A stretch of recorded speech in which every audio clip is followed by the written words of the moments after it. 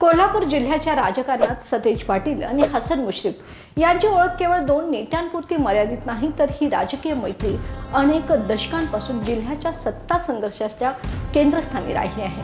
नमस्कार, मी सुनंदा नाईक आणि आपण पाहताय तारा न्यूज। जरी मंत्री हसन मुश्रीफ आणि आमदार सतेज पाटील यांचे पक्ष वेगळे असले तरी वैयक्तिक नात्यात त्यांनी कधीही भिंत उभी राहू दिली नाही। परंतु सध्या जिल्ह्याच्या राजकारणात जसा बदलाचा जोर आहे तसंच या दोघांच्या नात्यावरही ताण जाणवायला लागलाय।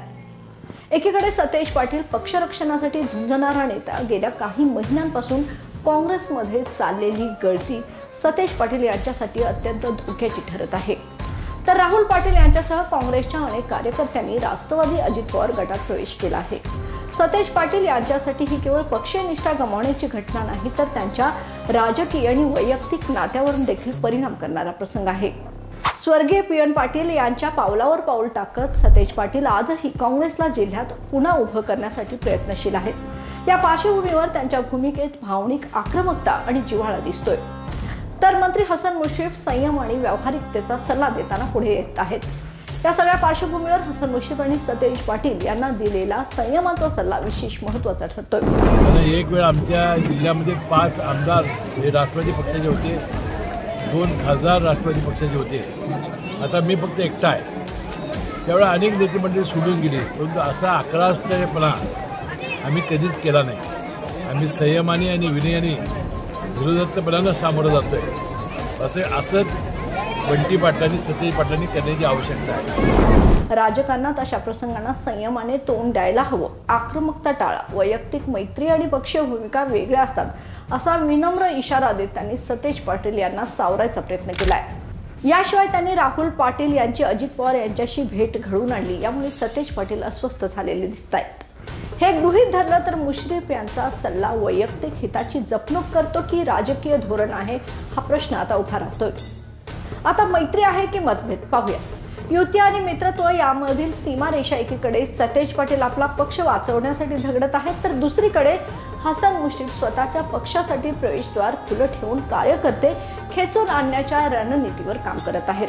त्याचवेळी दोघांमध्ये पूर्वीचे मैत्रीतले जिव्हाळ्याचे क्षण आठवले की राजकारणाचा वादळ अधिक धक्कादायक वाटतोय। मग प्रश्न काही गूढ वाढवताना दिसतात। सतेज पाटील यांचा संयम खरोखर सुटतोय का, की हा लढा पक्षासाठीचा नैसर्गिक प्रयत्न आहे? हसन मुश्रीफ यांचा सल्ला मैत्रीचं प्रतीक आहे की राजकीय संकेत आहेत? राहुल पाटील यांचा राष्ट्रवादीतील प्रवेश सतेज पाटील यांच्यासाठी गटबाजीचा परिपाक आहे की वैयक्तिक गद्दारी? महायुती वाढत आहे, काँग्रेस आकुंचन पावत आहे। या संकटात आता सतेज पाटील काँग्रेसचं भवितव्य कसं वाचवणार? कोल्हापुरात राजकीय समीकरण बदलत आहे। राष्ट्रवादी अजित गट हळूहळू जिल्ह्यात पाय रोवणार आणि हसन मुश्रीफ यांची रणनीती नक्कीच मजबूत होणार। भाजप, शिवसेना, राष्ट्रवादी गट एकत्र आल्याने काँग्रेसची पूर्ती मात्र कोंडी झाली।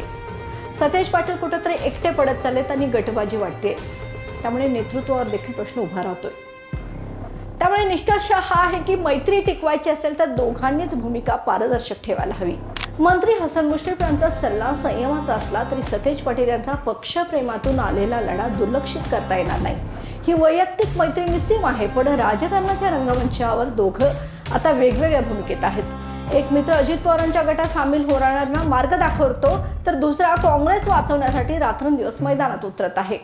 मैत्री आणि राजकारण जर म्हटलं तर हे दोन्ही टिकवायचं असेल तर दोघांनीही सीमा ओळखून वागणं आवश्यक आहे। आता बघायचं आहे कोल्हापूरच्या राजकारणात ही मैत्री अंतिमतः सहकारी ठरेल की स्पर्धक? उत्तर भविष्यातच मिळेल। या आणि अशाच ताज्या अपडेट्ससाठी पाहत राहा तारा न्यूज। धन्यवाद।